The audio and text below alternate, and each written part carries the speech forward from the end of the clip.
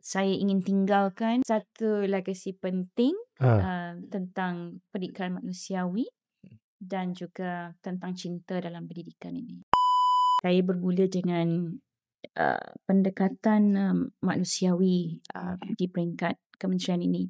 Saya selalu sebut cabaran kita adalah memanusiakan manusia, menginsankan insan, dan sebab itu lahirnya pendidikan manusiawi di tangan saya ini. Pendidikan manusiawi ini sangat penting kerana yang kita dambakan dalam pendidikan manusiawi ini adalah bagaimana pendidikan itu melakukan transformasi ataupun perubahan diri pada anak-anak kita. Yang kedua, bagaimana mereka menjadikan ilmu yang mereka dapat ini dan seterusnya menjadi manusia yang lebih baik. Faham. Kita mahu mereka meninggalkan sekolah ini, Syed, dengan menjadi manusia yang lebih baik. Pendidikan manusiawi itu menjadikan ia sebahagian daripada legasi penting ketika ini kerana dia menjawab kepada soal perubahan, melakukan perubahan dan memaknakan ilmu itu dalam kehidupan.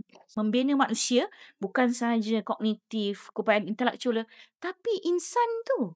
Itu tanggungjawab kita. Sebab itulah the next big thing dalam Kementerian Pendidikan ini adalah soal pelan pembangunan pendidikan dan juga kurikulum baru yang akan menekankan tentang pembentukan karakter ini.